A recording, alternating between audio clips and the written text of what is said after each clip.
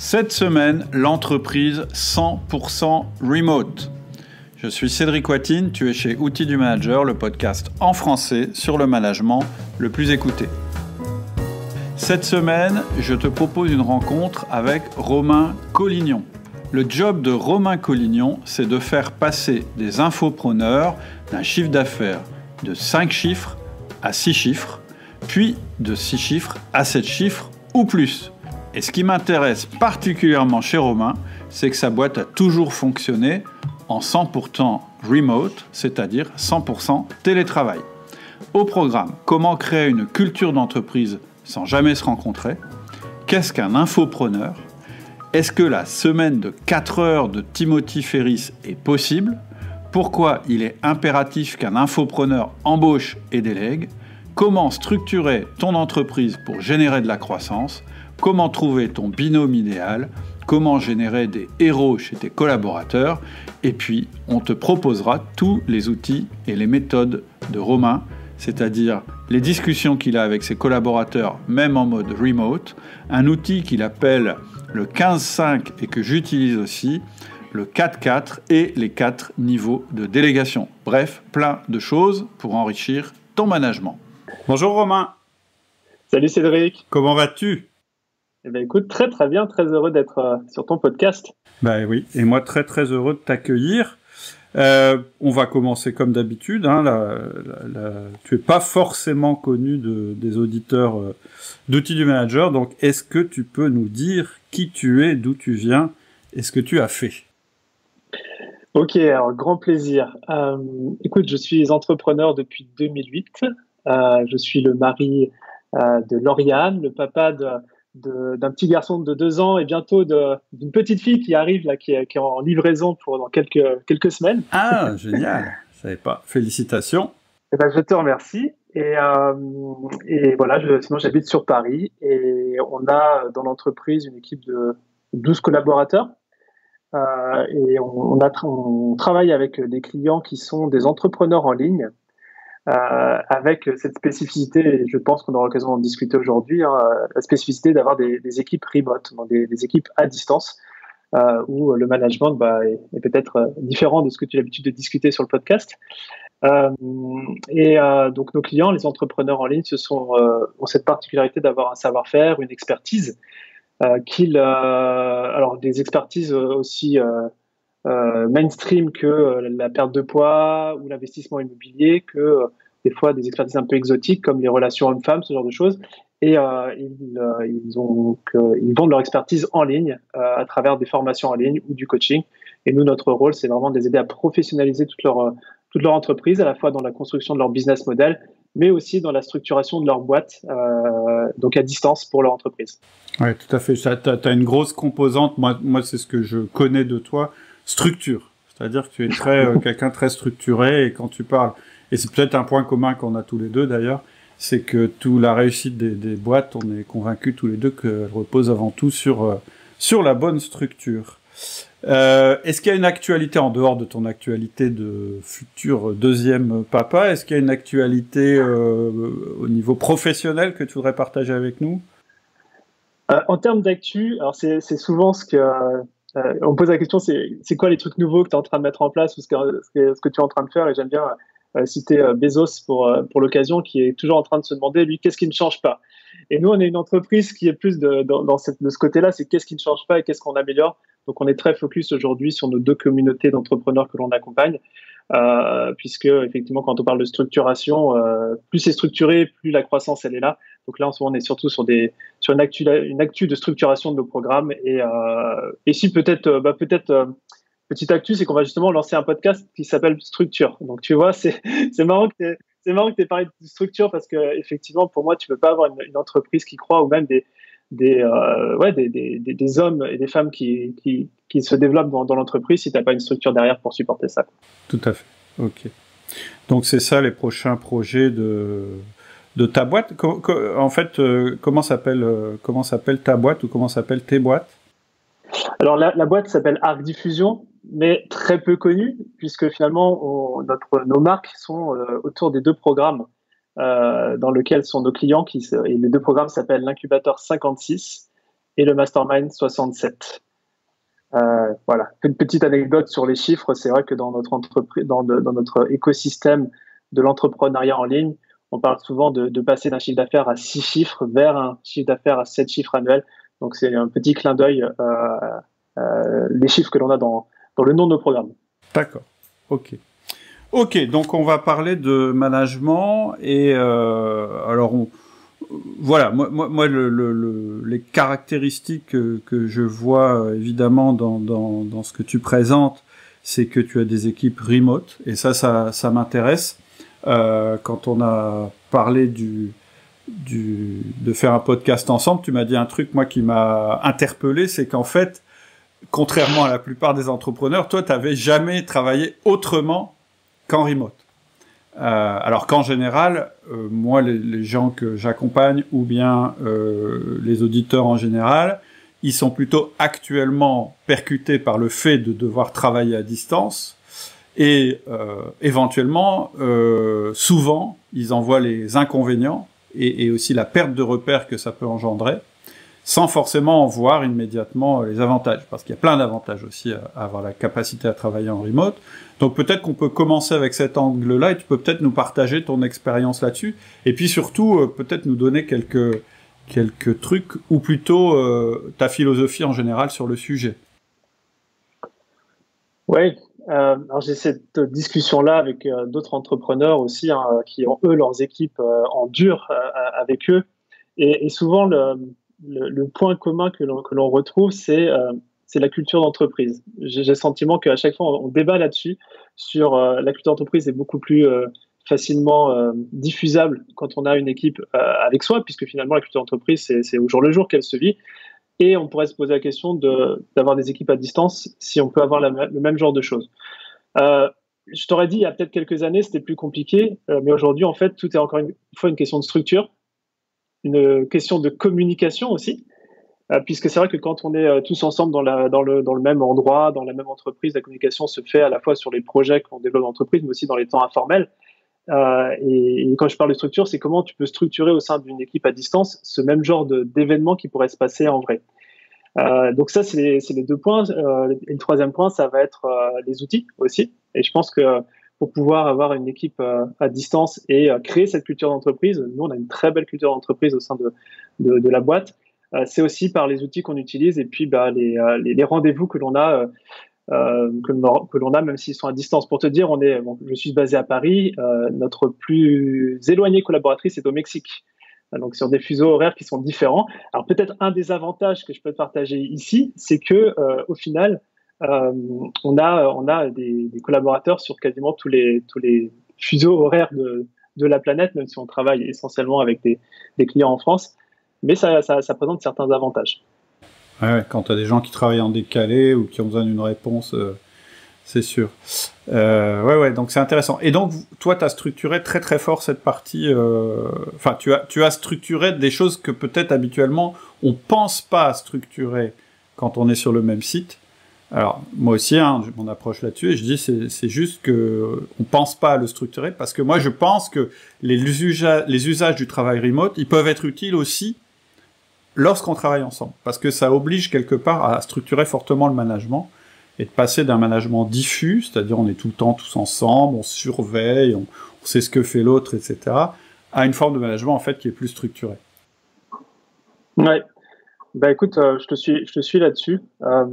Le côté structure, en fait, quand tu es à distance, tu es obligé d'y passer.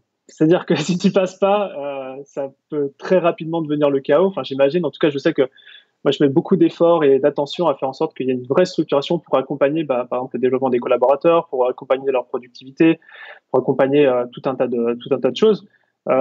Et n'ayant pas, comme tu le disais, l'expérience d'avoir dirigé une boîte avec les équipes sur place, je pourrais pas dire ce que j'aurais fait différemment. Dans tous les cas, le remote oblige à la structure si on veut vraiment que ça fonctionne bien. Alors, comment tu fais? C'est-à-dire que, pour moi, il y a différents rituels, peut-être. Enfin, je sais pas comment tu appelles ça dans ta boutique, mais tu parles de la communication, de l'interaction. Pour moi, c'est un angle. Mais il y a aussi le développement des collaborateurs. C'est quoi chez vous, en fait, comment tu détectes leurs besoins ou comment ils manifestent leurs besoins? Je ne sais pas dans quel sens ça se passe. C'est quoi un petit peu vos rituels? Alors, on a des rituels qui sont basés sur des cadences soit hebdomadaires, soit mensuelles, soit trimestrielles, voire même annuelles. Donc déjà, quand on parle de structure, il y a la structure temporelle. C'est-à-dire qu'il y a des choses qui se passent. Pour te dire, juste après le podcast, on a une retraite d'équipe qui est virtuelle. D'accord, ok. D'accord. Donc voilà, ça se passe sur Zoom, on fait les choses différemment. Un jour, j'espère qu'on pourra en faire en présentiel aussi, parce que l'intérêt d'une retraite d'équipe, c'est aussi de pouvoir partager des expériences et des émotions, hein, c'est ça qui crée le lien. Mais aujourd'hui, tu vois, c'est la retraite d'équipe cet après-midi. Donc voilà, il y a une réutilisation finalement des moments importants comme début de semaine, tous les lundis matins, ce meeting avec l'équipe. Alors tu m'excuseras, des fois j'utilise pas mal de termes anglais. J'arrive pas à trouver les termes en français comme ça sur le moment, mais on a la leadership team là qui se réunit tous les lundis matins. On a aussi des points mensuels avec les différents départements d'entreprise et puis des points trimestriels avec mon directeur, mon CEO. Sur lequel on va vraiment plus parler de stratégie, ça c'est mensuel. Et c'est vrai que cette structuration des meetings, pour moi, c'est clé de base. Et au sein même de chaque meeting, on a vraiment un agenda qui est très structuré. On utilise depuis maintenant 3 ans, je ne sais pas si tu connais EOS, de Gino Wickman. C'est un système opératoire en fait qui est assez facilement applicable pour toutes les entreprises qui souhaitent être à distance. Donc on utilise ce système-là. C'est un petit peu, chez Outils du Manager, l'équivalent du système qu'on met en place quand on met en place le management par objectif. C'est-à-dire que tu as un organigramme, évidemment, avec des missions, mais là-dedans, tu injectes des objectifs qui sont stratégiques, tactiques et semaine par semaine, avec un suivi qui respecte les temporalités de chacune des choses. Le temps stratégique, le temps tactique et le temps hebdomadaire. Donc ça doit être assez proche, je pense.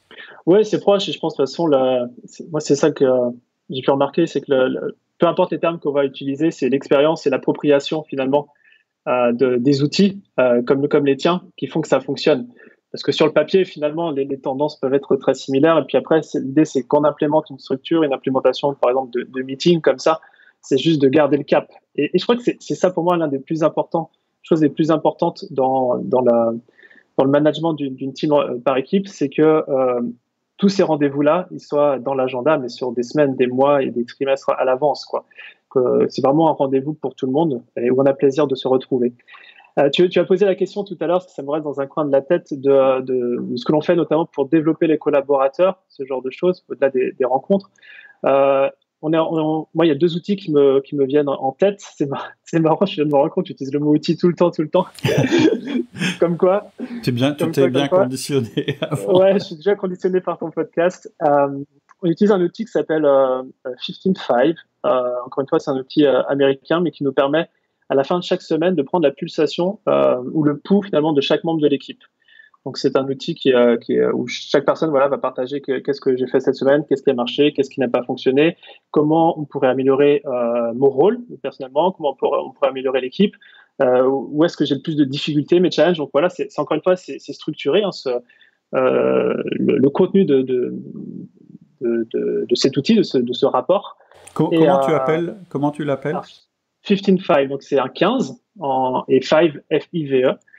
Tu as plusieurs outils comme ça. Mais ça, c'est le truc que tu pourrais avoir. Tu vois, c'est un échange que tu pourrais avoir autour de la machine à café ou le vendredi soir avec ton supérieur ou ton manager. Pour savoir comment s'est passé la semaine et quels objectifs tu auras pour la semaine suivante. Ça, on est obligé de le faire en remote. Donc, tu vois, chaque collaborateur a une tâche tous les vendredis qui apparaît dans leur logiciel.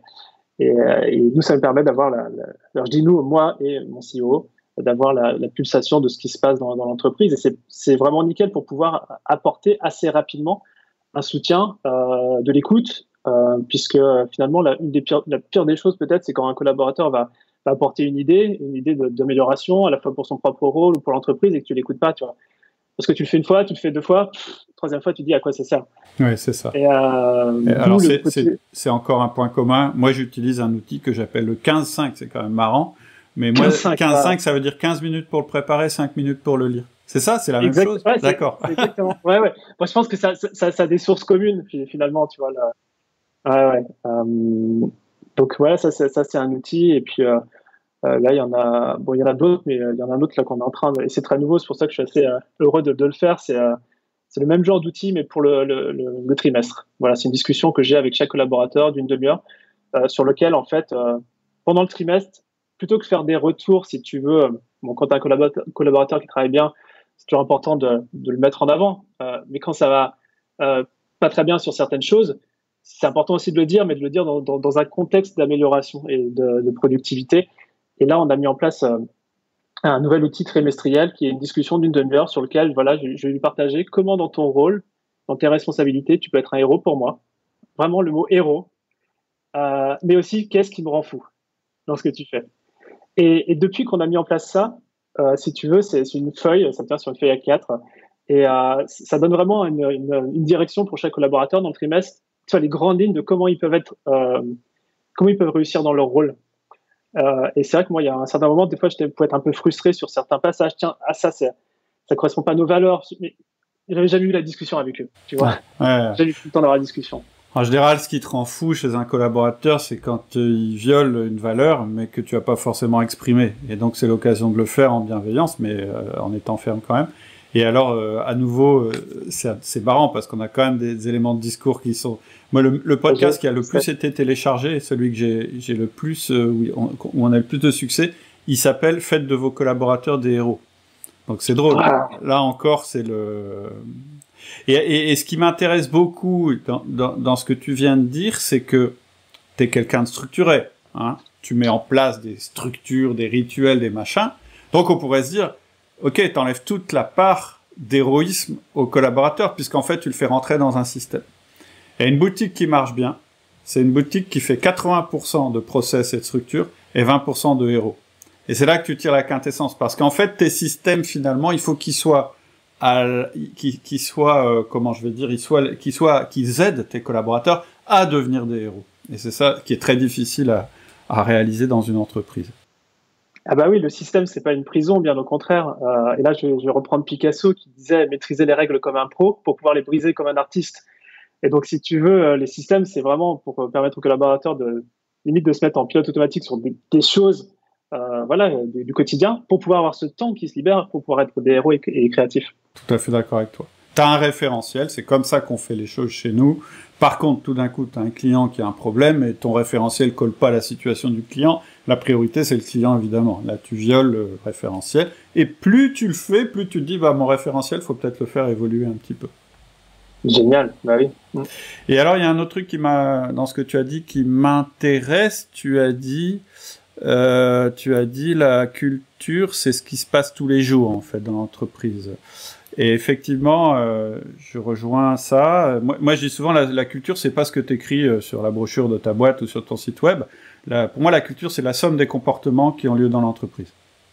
Et là, on peut se poser une question quand on est en remote, c'est de se dire, ouais, mais là, quand je suis en remote, je vois pas tout ce qui se passe dans ma boîte. Je sais pas à quelle heure les gens travaillent. Je sais pas comment vraiment ils traitent les clients, etc. Est-ce qu'il n'y a pas un risque, tu disais un risque d'éclatement, puis ou un risque qui, pour moi, est plus important, parce qu'un éclatement, tu le vois arriver assez vite, mais est-ce qu'il n'y a pas un risque tout d'un coup de laisser aller, d'éloignement par rapport aux valeurs, d'éloignement par rapport aux objectifs qu'on s'est fixés, qu'on corrige inconsciemment quand on est dans la même pièce ou dans la même boîte en disant tiens, t'es pas arrivé à l'heure. Je prends cet exemple, c'est peut-être pas un très bon exemple, mais ou bien tu sais ici ton langage il pourrait être un peu plus sympa, etc. Chose que tu peux plus difficilement en faire que quand tu es en remote. Comment tu mesures en fait? Ouais, comment je mesure? J'ai l'impression que tu as 2-3 sujets dans ce que tu as partagé. Sur le côté culture, ce qui est sûr, c'est que en tout cas, et puis dans l'équipe, on met beaucoup d'efforts dessus. Peut-être plus que si on était dans la même pièce ou dans la même entreprise. Un exemple, dans l'agenda de notre retraite d'équipe, c'est ce qu'on appelle en anglais Core Value Shout-out. Alors c'est en anglais, mais en français, ça serait... en fait, on va montrer du doigt, on va plutôt fêter un des membres de l'équipe qui a mis en avant une des valeurs cœur de l'entreprise. Et ça, c'est quelque chose qu'on fait de manière trimestrielle. Et chaque membre de l'équipe va dire, ah, j'ai vu machin, il a fait ça, ça souligne telle valeur cœur. Donc, on est de manière générale, je suis plus à aller montrer et à mettre en avant. Tu vois, ça vient activer un sentiment de fierté qui est important, hein, d'appropriation aussi des valeurs cœur. Quelqu'un qui va souligner une valeur cœur. Dès qu'il y a, et souvent tu l'as mentionné tout à l'heure, quelque chose qui va me frustrer, bah, il y a plusieurs catégories des choses qui peuvent me frustrer personnellement, mais une d'entre elles, c'est quand la valeur cœur n'est pas respectée, puisque c'est l'ADN de la boîte, tu vois. Eh bien là, je souligne pourquoi je suis pas forcément en joie avec ce qui a été fait, tout simplement parce que ça ne va pas soutenir la valeur cœur. Et donc ça, c'est, mais ça, je le fais pas devant tout le monde, je le fais vraiment en one-to-one, parce que je veux vraiment, enfin, ouais, c'est plus du coaching là-dessus.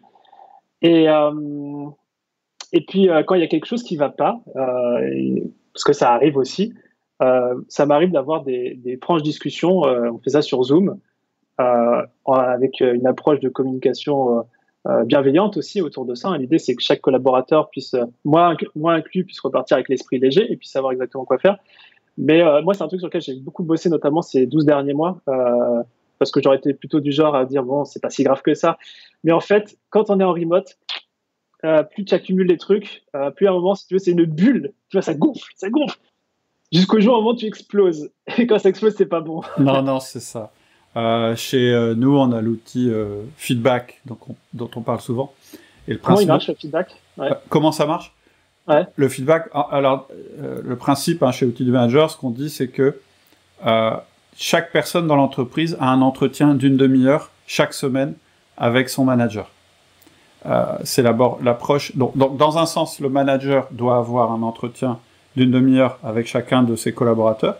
Et à l'inverse, il faut toujours que tu t'assures que dans ta boîte, tout le monde ait un entretien d'une demi-heure avec quelqu'un. C'est le moyen le plus simple de structurer ta boîte et de relier les personnes entre elles.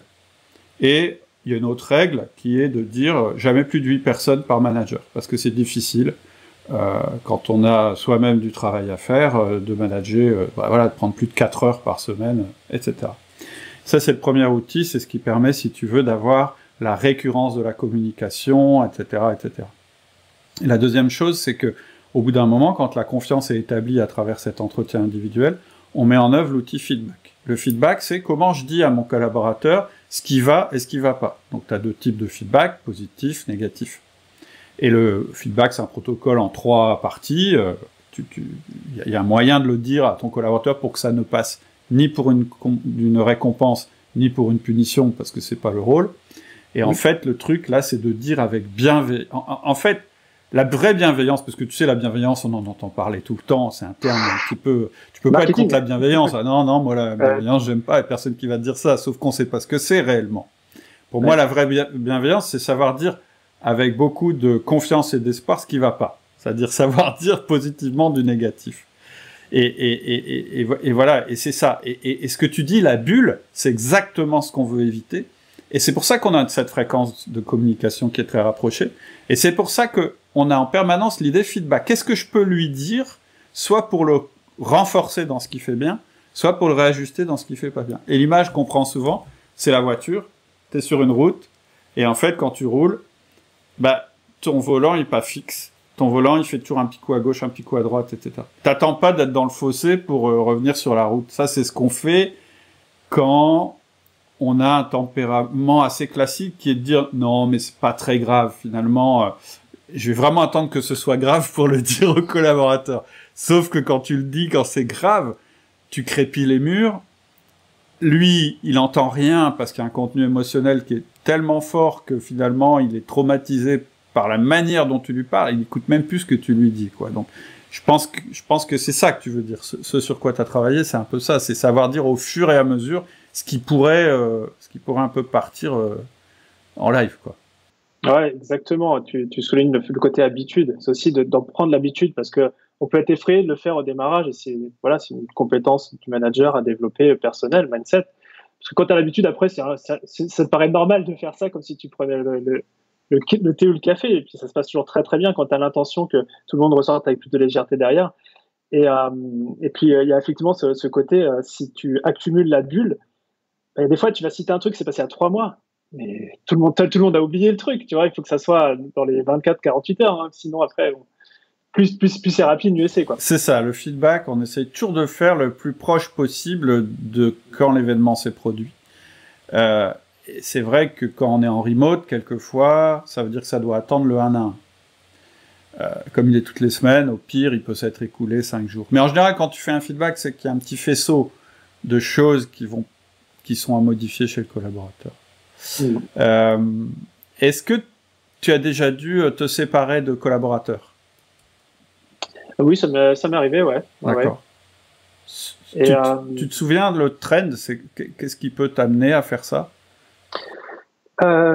Alors, c'est la plus grosse, en fait, chose que je vois, c'est un désalignement par rapport aux valeurs cœur lors du recrutement.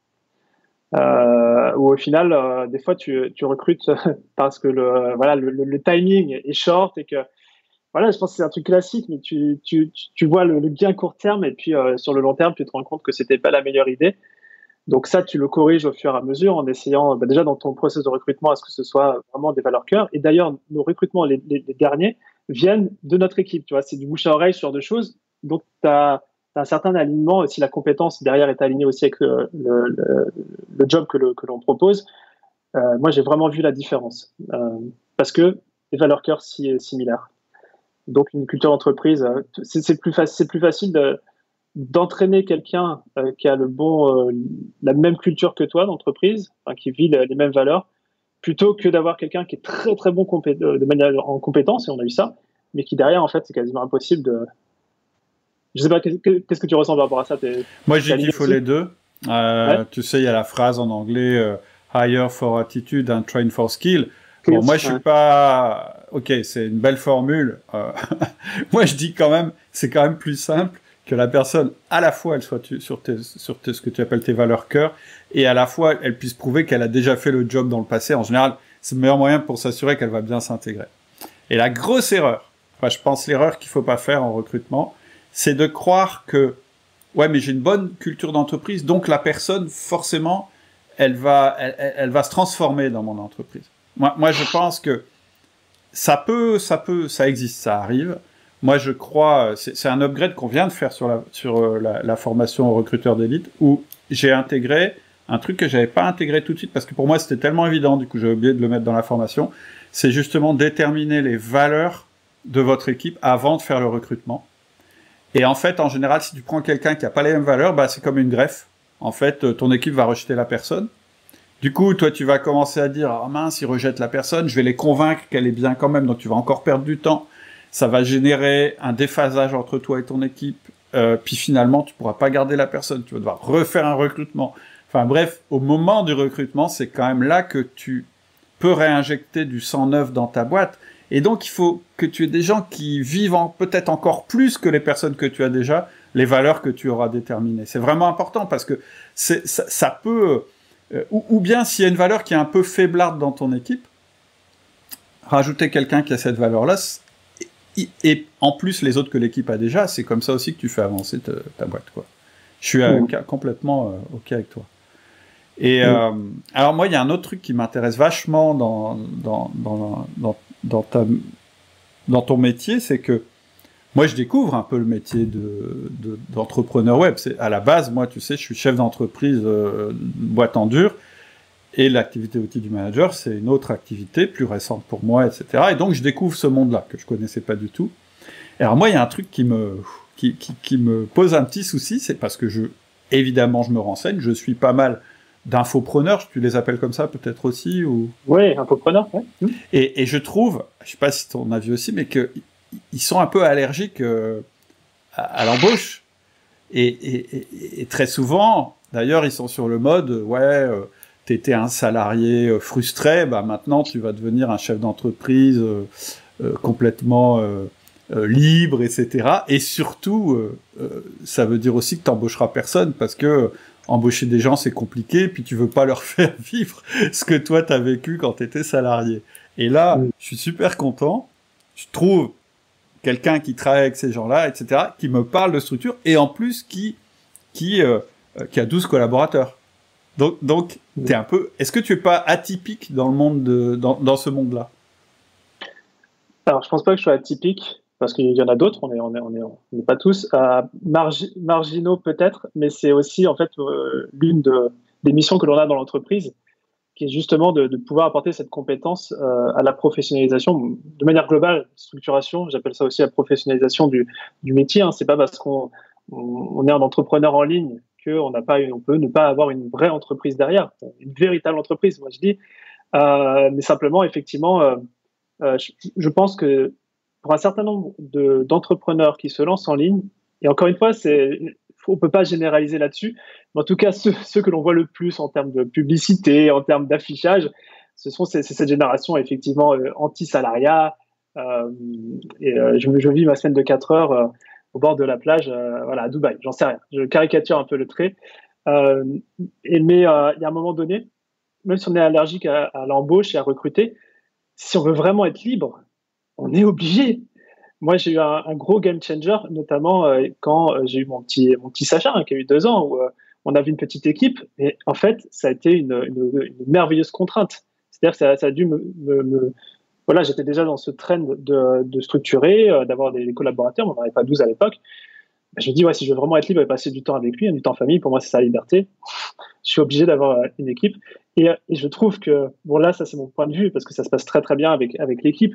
C'est que c'est la meilleure des aventures. Quand tu regardes ce que tu fais, OK, on génère du chiffre d'affaires, OK, on accompagne des clients, mais en fait, le plus fun dans tout ça, c'est au jour le jour, quand on est avec les membres de l'équipe et les expériences que l'on vit ensemble. Donc, pour moi, j'ai été seul pendant pas mal de temps, quand même. Parce que tu vois, je suis entrepreneur en ligne. J'ai commencé en 2008, j'ai généré mes premiers revenus en 2011. Donc, ça a mis du temps. Mais pendant 4 ans, j'étais seul. Donc, j'ai connu les deux facettes. Et je peux Donc, te dire que, quand tu dis que tu étais seul, ou tu avais des freelances comment ça marchait en fait? J'étais pendant très longtemps seul. Ce qui peut paraître bizarre, mais si tu veux, de formation, je suis ingénieur. Donc, si tu veux, le côté système, d'ailleurs, ça vient certainement de là. J'arrivais à créer des pages en ligne, j'arrivais à faire tout ça, avoir les différentes casquettes techniques, marketing, etc. Même si au bout d'un moment, on ne peut pas tout faire, on a 24 heures dans la journée. Hein. Mais oui, au départ, j'étais seul. Hein. D'accord. Et en fait, ce qui s'est passé, c'est que progressivement, tu as été obligé d'ajouter des compétences. Ça a été quoi ton processus, en fait? Ça a été... Alors, pour être transparent avec toi, j'avais pas de processus au démarrage. Je sens que je peux pas tout faire. Mais avec le recul, et c'est d'ailleurs c'est ce qu'on utilise aujourd'hui encore maintenant pour recruter, c'est qu'on va voir les niveaux de saturation de chaque collaborateur. Saturation à la fois en termes de tâches qui sont accomplies, mais aussi en plaisir d'accomplissement. Qu'est-ce que j'entends par là? C'est qu'il y a certaines actions qui apportent de l'énergie, d'autres qui en enlèvent, mais c'est pas parce que pour telle ou telle personne, ça va enlever de l'énergie que ça va pas en générer pour d'autres. C'est ce qu'on appelle un peu la zone de génie, ce genre de choses. Et ça, c'est ce que j'ai du mal à comprendre. Moi, il y a plein de choses qui, par exemple, classiques pour l'entrepreneur peut-être, l'administratif. Moi, c'est pas le truc qui m'énergise voilà, énormément. Par contre, Victoria dans l'équipe, c'est son truc. C'est son truc, tu vois, les tableaux Excel, les Google Sheets, tout ça, elle s'éclate là-dedans. Et bah tant mieux. Donc moi, toi, ça a été un grand changement de mindset en tant que entrepreneur, mais même manager, c'est de me dire qu'il y a certaines tâches qu'il faut enlever de certains collaborateurs pour qu'ils puissent faire plus de ce qu'ils aiment et du coup plus contribuer à l'équipe, à l'entreprise, et trouver quelqu'un pour qui ça va être sa zone de génie. Donc, moi, ça, ce que je raconte, c'est avec le recul. Hein. Je l'avais pas en tête. Mais en fait, c'est parti de toi. C'est-à-dire qu'à un moment, tu t'es rendu compte que tu avais des tâches qui te enlevaient de l'énergie et d'autres qui t'en donnaient. Et ce sont ces tâches qui t'enlevaient de l'énergie que tu as sous-traitées en premier, enfin, ou tu as délégué en premier. Ouais. Ah, okay. Ouais. Oui, puis après, quand tu commences à construire ton équipe, tu te rends compte que tout le monde a des zones de génie et des zones de moins bon génie, on va dire. La compétence, ouais. Voilà. Et puis des forces et des faiblesses, hein, faut être clair. Et qu'il y a personne qui a que des forces ou que des faiblesses, et que finalement, l'équipe, c'est quand les forces des uns compensent les faiblesses des autres. Globalement, c'est ce qui est intéressant. Et effectivement, alors, ce qui m'intéresse aussi, c'est, tu connais donc pas mal d'infopreneurs. T'en connais beaucoup qui font la semaine de 4 heures? Non, faut raconter l'histoire derrière la semaine de 4 heures de Tim Ferriss, mais non, en vrai, tous ceux qui ont une véritable entreprise, enfin voilà, avec les équipes, tout ça, ils font pas la semaine de 4 heures. Mais peut-être qu'ils font 4 heures Ah, quoique, moi aujourd'hui, peut-être que je fais la semaine de 4 heures, dans le sens où je vais avoir 4 heures par semaine de choses que je n'aime pas forcément faire. Tu vois ce que je veux dire? Donc associé au travail, vraiment associé. Tout le reste du temps, aujourd'hui, j'ai l'immense privilège par la construction de ce que l'on a mis en place, d'être que dans ma zone de génie à chaque fois. Aujourd'hui, on est en train de discuter ensemble. Est-ce que c'est du travail? Pas du tout, c'est un réel plaisir. Voilà, j'adore. Maintenant, la semaine de 4 heures, je ne sais pas si tu connais la petite histoire, mais c'est Si, bien sûr. Tim Ferriss. Voilà, Tim Ferriss, c'est le mec qui bosse le plus au monde, peut-être en tant qu'entrepreneur. Il a juste vu quel titre faisait le plus de clics. Hein. Ouais, donc 4 heures, c'est bien. ouais. Et quand, quand effectivement les tâches les moins agréables de ton job représentent 10%, voire 20% de ton temps de travail, tu as réussi à inverser ce qu'on fait habituellement. En général, on dit un bon job, hein, c'est 80% de choses pas très marrantes à faire pour 20% de plaisir. Si déjà tu arrives à inverser ça, c'est énorme. Et c'est là où je comprends pas, moi, venant de l'extérieur, cette espèce de croyance qu'il y a chez les infopreneurs qui à la fois disent je veux pas beaucoup travailler, je veux très peu de contraintes, etc. Mais je veux pas de salarié, en fait. Et finalement, ça veut dire que pour eux, dans leur tête, le salarié, c'est que une contrainte. Alors qu'en fait, c'est comme ça qu'ils vont se libérer. Enfin, je parle de salariés, ça peut être... Je sais pas d'ailleurs si dans ta boîte, les gens sont tous salariés ou s'ils sont avec des contrats... En plus, ouais, quand c'est dans tous les pays... mais voilà. Et quelque part... c'est à travers ce que tu vas construire avec eux, l'investissement long terme que tu fais avec eux, que de plus en plus tu vas te libérer. Et libérer la croissance de ta boîte d'ailleurs. Bah oui, généralement quand tu libères l'entrepreneur, tu le mets dans une position pour avoir plus d'idées stratégiques, de développement, de croissance externe, ce genre de choses. Et je crois qu'en fait le côté salarié en France, parce que moi j'étais salarié aussi hein, pendant 3 ans avant de lancer la boîte. Et tu as l'image du salarié assez négative en France. Voilà, de la personne qui va t'embêter, la personne où tu as des coûts. Mais une fois que tu as passé déjà alors surtout quand tu es en ligne, tu peux avoir des contrats freelance hein, pour travailler, mais c'est des membres de l'équipe puisqu'ils travaillent avec toi tout le temps, mais pas à plein temps, tout simplement. Et puis après, comment dire, tu as beaucoup de salariés qui aussi travaillent à distance et qui sont ultra sérieux. Et nous, on a ça dans notre boîte. Alors, bien entendu, nous, dans notre processus de recrutement, on fait aussi des tests pour savoir si ces personnes sont aptes à pouvoir travailler aussi en autonomie, ce genre de choses.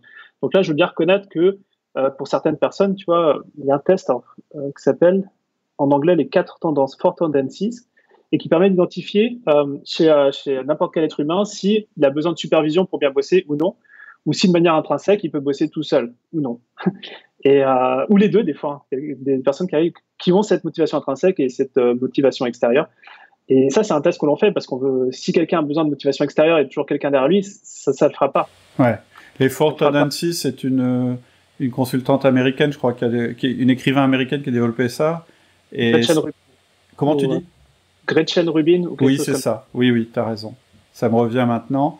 Et c'est par exemple, est-ce qu'elle va plutôt, pour réussir à aller à son club de sport tous les jours, elle va être auto-motivée ou est-ce qu'elle a besoin de dire à ses copines, je vais au club de sport? C'est ce genre de truc. Ah oui, donc toi, tu fais ce test-là avant d'embaucher aussi pour être sûr que la personne n'ait pas besoin... Ouais, mais par exemple, il y a le côté aussi, la personne qui à la fois intrinsèquement ne se motive pas et d'extérieur non plus. C'est ce qu'on appelle le profil rebelle. Ben ça, le profil rebelle, ça peut être des très bonnes personnes aussi, tu dirais sur le papier non, mais sur le papier, si tu arrives à mettre du fun en fait dans leurs activités, ils sont incroyables. Donc tu vois, mais ça, il faut le savoir, il faut avoir cette intelligence un petit peu de repérer ça chez tes collaborateurs pour pouvoir communiquer de manière bien spécifique aux différentes personnes. Ouais, de trouver les leviers, en fait, chez chaque personne. Ouais. Et est-ce que tu dirais que... Alors déjà, ce qui m'intéresserait de savoir, tu es en direct avec chacun de tes collaborateurs ou tu as une structure? C'est-à-dire que tu manages des gens qui managent d'autres personnes, avec 12 personnes dans ta boîte? Ouais, aujourd'hui, ma plus grosse interface, c'est mon CEO. Donc, on pourrait appeler ça directeur ou un profil intégrateur. Il y a différents termes comme ça qui managent. Après, sur certains aspects, par exemple, les personnes, mes coachs dans les programmes, parce qu'on a des coachs dans les programmes, c'est moi qui les manage. Donc, mais j'ai tendance Enfin, j'ai pas plus de 8 collaborateurs en direct. D'accord, ok. Ouais, parce que c'est souvent une règle que je retrouve dans beaucoup d'équipes. Au-delà de 8, en général, c'est compliqué, en effet. Ouais. Ouais. Et donc, vous avez une complémentarité entre toi et cette personne, et ton CEO. Vous n'êtes pas sur les mêmes... vous n'êtes pas le même genre de personnalité. Non. Alors, on partage les mêmes valeurs, ça c'est clair. Maintenant, moi, j'aime bien cette analogie de la scène. Quand tu vas voir un spectacle, tu as la personne qui est sur scène et qui est ce qu'on appelle front stage, qui va faire le spectacle, et puis tu as la personne derrière qui pilote tout ce qui doit se passer dans la salle pour que ça se passe bien. À la fois les tickets d'entrée, pour que ce soit bien assis, la lumière. Donc ça, c'est mon CEO. Et moi, je suis sur scène, et donc j'ai besoin que tout soit en place pour pouvoir produire le meilleur des spectacles. Donc c'est vraiment cette analogie qu'on a tous les deux. Et en fait, tu retrouves ça dans pas mal de boîtes. Quand tu regardes ce concept, moi j'appelle ça visionnaire intégrateur. C'est issu du livre Rocket Fuel. Mais tu prends Walt Disney, tu connais Walt Disney l'entrepreneur, mais tu as son frère Roy, c'est lui qui a implémenté toutes les stratégies, finances, tout ça. Donc on le connaît pas, Roy, parce qu'il a pas été mis en lumière. Mais tu regardes toutes les grosses entreprises, il y a toujours eu ce duo finalement. D'ailleurs, Roy, ça l'intéressait certainement pas d'être mis en lumière. Non. Non, je suis d'accord avec toi, ça marche très... En fait, c'est un petit peu dans une boîte, quand tu as un directeur du développement et un directeur des opérations. C'est-à-dire... c'est ça. Et ça peut pas être les mêmes profils, sinon ils vont se marcher dessus tout le temps. Et alors, c'est amusant ce que tu viens de dire, parce que je suis en train de préparer un petit article, j'appelle ça la revanche des managers. C'est que, en fait, mon expérience, parce que moi aussi, je dois structurer mes boîtes, parce que je peux évidemment pas tout faire, etc. Et je me dis, les profils difficiles et qui vont se valoriser, et les profils très importants, bien souvent, ça va être plutôt des profils d'intégrateurs que des profils de visionnaires. C'est-à-dire que tout visionnaire a besoin d'un intégrateur pour l'aider à un moment, et malheureusement, c'est pas ces profils-là qu'on met en avant dans les articles, qu'on met en avant, alors que c'est ceux qui sont difficiles. Et moi, je pense qu'il y a une pénurie d'intégrateurs par rapport aux visionnaires. C'est-à-dire que pour l'avoir fait, quand tu commences à chercher ton intégrateur, c'est pas facile à trouver. C'est pas facile à trouver. Non, c'est sûr. Et parce qu'il faut être un bon manager, c'est-à-dire il faut réussir à bien transmettre le message dans l'entreprise, à coordonner les gens, etc. Il faut être rigoureux sur les process. En fait, c'est lui qui fait tourner la bécane, quoi. Donc... Ouais, c'est ça. Et puis, c'est un entrepreneur aussi dans l'âme. Mais c'est pas un entrepreneur qui sera... c'est quelqu'un d'autonome, c'est quelqu'un... mais c'est pas quelqu'un qui a besoin de lumière, en fait. Alors, le visionnaire, généralement, voilà, la lumière, c'est OK de passer... je voyais cette interview de Marc Simoncini qui expliquait que son intégrateur, il l'a eu pour mythique, il le gardait précieusement, et finalement, toutes les boîtes qu'ils ont pu faire ensemble, ils ont toujours eu cette relation. Mais son intégrateur n'est pas connu, enfin, beaucoup moins connu que lui, en tout cas. J'avais la stat, je l'ai plus en tête, c'est dommage, mais de pourcentage dans les entrepreneurs qui ont ce profil intégrateur. Il faudrait que je le retrouve, parce que c'est vrai que généralement le profil entrepreneur, c'est le gars qui a des idées, c'est le gars qui saute d'un objet brillant à objet brillant, mais sans structure, on fait pas grand-chose. J'essaie de le retrouver. Ben, je pense qu'on a tous les deux, on a les deux composantes en soi, je pense. Bon, ouais. C'est assez rare d'être 50-50 quand même, mais effectivement, il faut se connaître assez bien soi-même pour savoir qui sera notre parfait complément, en fait. C'est ça qui est intéressant. Toi, tu as ce profil-là dans l'ensemble de tes boîtes aujourd'hui? Ah bah, pour rien te cacher, je suis en train de chercher quelqu'un, un intégrateur. Ouais. Ok. Si tu veux, moi je suis, en tout cas dans ma boîte, là on parle pas d'outils du manager, dans mon autre boîte, dans mes autres boîtes, j'ai très très bon profil intégrateur, visionnaire, ou plutôt développeur, peut-être pas encore visionnaire. Moi j'ai un rôle vraiment là, dans ces boîtes-là, d'actionnaire. Je suis pas complètement passif, mais je suis de moins en moins dans l'opérationnel. Et il me manque un petit peu dans la structure, hein, il manque effectivement cet aspect-là, quand on a une croissance assez forte, de bétonner derrière et être sûr que avec la croissance, comment je vais dire, la qualité de service reste la même, tu vois. Parce qu'en fait, alors là, pour le coup, moi, je connais quelques infopreneurs, dont un qui se reconnaîtra peut-être. J'ai vu ça chez beaucoup d'infopreneurs qui arrêtent pas de développer de nouvelles choses et qui capitalisent jamais sur ce qu'ils ont fait. J'ai en tête une personne, elle se reconnaîtra peut-être, qui avait créé un forum fantastique sur un sujet. Et puis un jour, elle en a eu marre. Donc, au lieu d'avoir un intégrateur qui aurait continué ou un système qui aurait continué à animer le forum sans que cette personne ait besoin d'y être en permanence, etc. En fait, elle a fait une espèce de burn-out sur ce sujet-là. Du coup, boum, le truc est tombé. Elle a recréé quelque chose. Et en fait, quand tu regardes sa carrière, eh ben, c'est tout le temps des recréations. Et c'est là où je dis que on a un pourcentage plus ou moins fort entre visionnaire et intégrateur.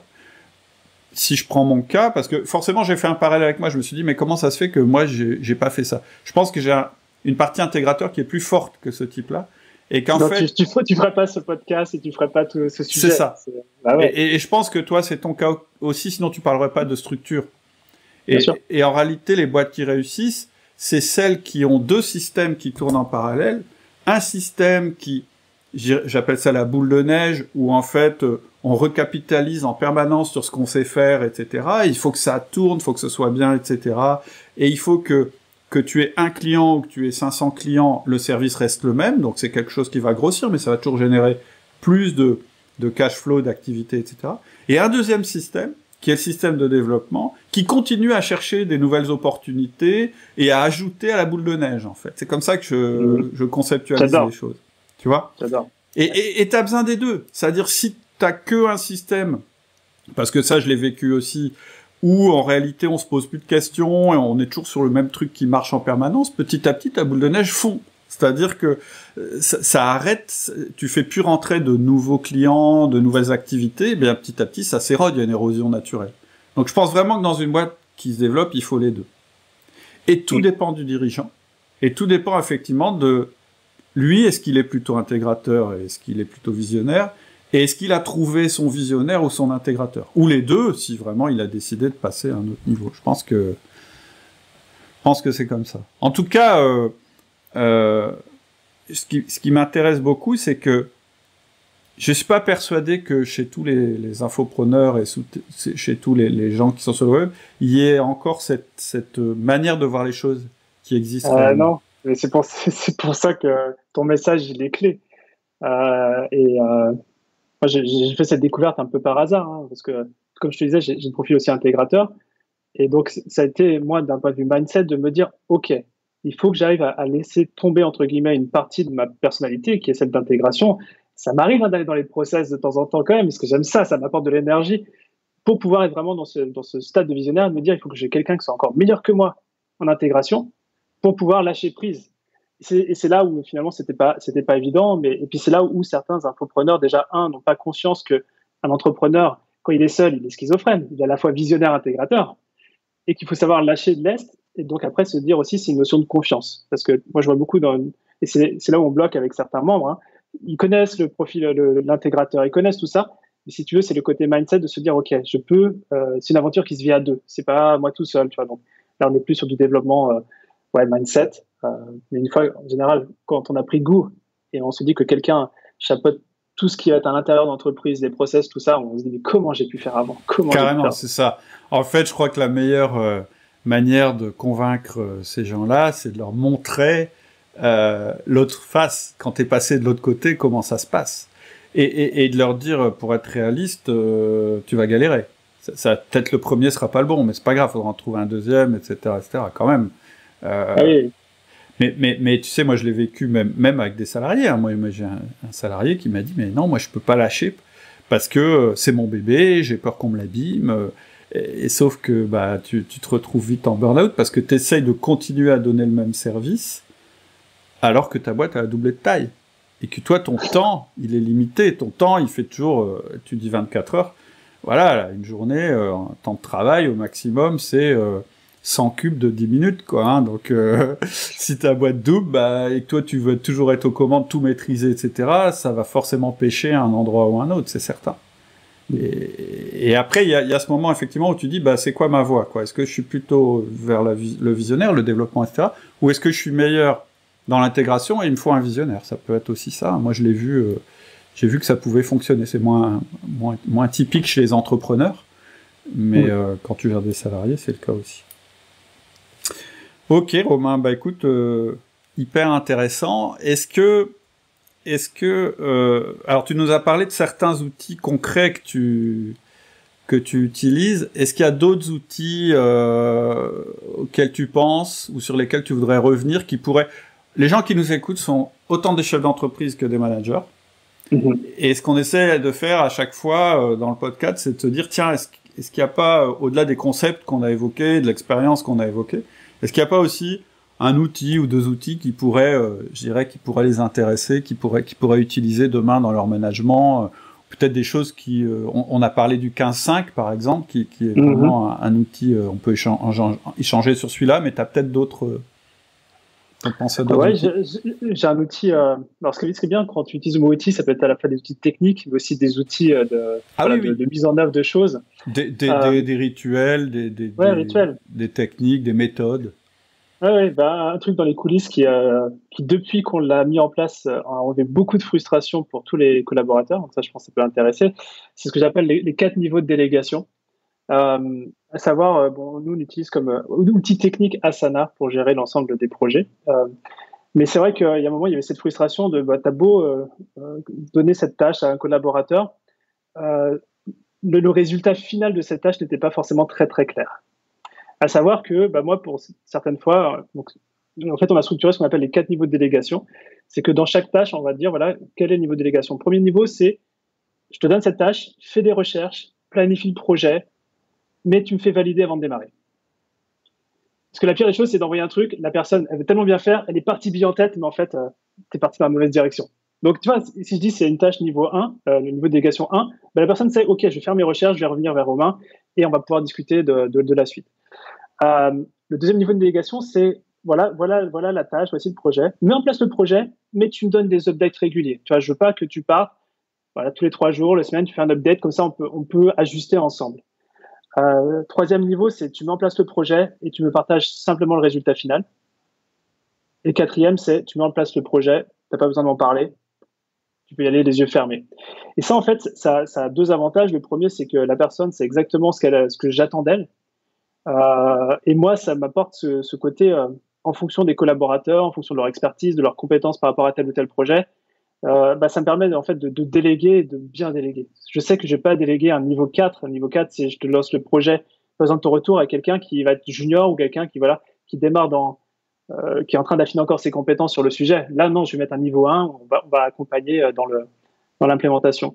Et voilà, simple outil, c'est juste dans la tâche, on met le niveau 1, 2, 3, 4 et c'était vraiment génial. Oui, ça donne une grande clarification de part et d'autre. Ça réduit les frictions de communication. Et est-ce que tu évalues tes collaborateurs en fonction de leur... Est-ce que tu leur donnes un niveau aussi intrinsèque à chaque collaborateur? C'est-à-dire de dire, tu vois, là pour l'instant tu es niveau 1, j'aimerais bien que tu montes vers le niveau 2 ou non, c'est juste pour... Ah si, la clé c'est de faire le maximum de niveau 4 pour tout le monde. D'accord, ouais, forcément. Ouais. Oui, ça a tous les avantages. Toi, ça te permet d'être libéré par rapport aux choses et d'avoir confiance, sans avoir à faire trop de reporting, etc. Puis c'est là que ton collaborateur, il accède au statut de héros, c'est-à-dire, je l'ai fait, quoi. Je suis allé jusqu'au bout, j'ai fait tous les choix, j'ai été un mini-entrepreneur dans ma boîte. Exactement. Hyper intéressant. Tout part effectivement de la confiance. Tout part de la confiance. Justement, tu l'as mentionné, c'est quand tu fais ça, tu sais que tu délègues avec confiance, en fait. Et c'est parti de ça. C'était à la fois moi je ressentais le côté je te donne ça mais je sais pas ce que tu vas en faire. Et puis à la fois la personne quand elle reçoit un niveau 4 elle se dit ouais Romain il a confiance en moi, que j'ai les capacités de le faire et tout ça, donc je vais vraiment m'y donner. Donc et ça, la confiance pour quelqu'un qui a un profil ingénieur ou un profil peut-être on appelle ça consciencieux en disque, c'est une grande découverte. Moi je sais que les gens avec lesquels j'ai plus de mal à les laisser lâcher prise, etc. C'est des gens qui ont un profil un peu ingénieur parce que tout se contrôle. Je veux dire, tu mets des boucles de feedback sur une machine, etc., etc. Et là, tout d'un coup, tu découvres que des fois, c'est même plus la peine parce que la confiance est établie et que c'est ton collaborateur qui va ressentir s'il a besoin de toi ou pas. C'est plus toi qui va essayer en permanence de voir s'il a besoin de toi, quoi. Donc c'est intéressant. Et puis c'est le levier ultime, la confiance dans l'entreprise, je suis d'accord avec toi à 100%. La confiance coûte moins cher que le contrôle. Plus. Ouais, puis exactement. Puis moi, j'ai pas de temps à perdre à contrôler, en fait. Je peux avoir un profil de contrôle, d'ailleurs. C'est un de mes profils. J'aime beaucoup contrôler les choses. Donc, je travaille, moi, sur ma flexibilité, sur le lâcher-prise. Mais en fait, le lâcher-prise, il se fait évidemment tout de suite quand la confiance est installée. Et cette confiance, elle démarre déjà avec les valeurs cœur dans le recrutement dès le démarrage, tu vois. Exactement. On boucle encore dessus. Mais... C'est sûr. Bien recruté, c'est bien managé. Donc, c'est plus simple quand tu as choisi. Ok, hyper intéressant. Je te remercie infiniment pour la discussion. Est-ce que, alors, pour te retrouver, te joindre comment ça se passe? C'est sur ton profil LinkedIn? C'est sur... Alors, je suis très peu actif sur LinkedIn. Par contre, tout simplement, le site romaincollignon avec 2L.com. Et là, dessus, on a les 2 programmes dont j'ai parlé en début de podcast. On a un blog, on a des vidéos, on a des interviews. Donc voilà, si ton audience souhaite voir un petit peu plus que ce que l'on fait, c'est le site. En fait, ce que je fais, c'est que je mets des infos en description du podcast, mais elles sont pas toujours très, selon les plateformes, ça apparaissent bien. Là où vous pouvez vraiment retrouver tous les liens qu'on mettra, c'est sur le forum outils du manager. Parce que là, j'ai de la place. Hugo va mettre le lien de ton site, etc. Et puis, parce que souvent, il y a des discussions qui peuvent, autour des concepts qu'on a évoqués, avoir lieu sur le forum. Donc, c'est là que vous aurez le plus d'infos. Alors, je trouve très très bien qu'on ait terminé par la confiance. Est-ce que tu as un dernier message que tu voudrais passer? Autour de la confiance? Bah, déjà, je trouve que c'était une belle conclusion. Ouais, c'est une belle conclusion. Une belle conclusion. Mais peut-être un dernier message qui va paraître. En tout cas, moi, c'est mon expérience en tant que manager parce que je me suis jamais dit que j'ai la casquette de manager. C'est un petit peu une nécessité qui est apparue et sur lequel c'est un gros mot pour moi, mais sur lequel maintenant je mets beaucoup de plaisir, tout simplement parce que le manager c'est aussi un leader, tu vois, qui fait en sorte qui investit dans ses équipes, qui investit dans les membres de son équipe et qui les fait grandir. Et moi, depuis que je me suis mis avec cette casquette-là, en fait, je prends beaucoup de plaisir à voir, dès que je peux aider, dès que je peux coacher, dès que je peux offrir un outil qui va permettre aux membres de l'équipe d'être soit plus performants, d'avoir plus de résultats, de passer du meilleur temps et de développer personnellement. C'est depuis ce temps-là que moi, le mot manager, c'est devenu un mot que j'apprécie énormément. Bon, super conclusion. Merci beaucoup. Et puis, à une prochaine fois. À très bientôt, Cédric. Très bonne journée à toi. Au revoir. Voilà, c'est tout pour aujourd'hui. J'espère que la conversation t'a plu, qu'elle t'a donné, toi aussi, envie d'avancer en tant que manager. Si tu veux rejoindre la communauté, il y a vraiment 2 choses à faire. La première chose, c'est de t'inscrire à mes mails privés. Pour ça, il faut aller sur le site www.outils du manager. Et la deuxième chose, c'est de rejoindre le forum. C'est gratuit.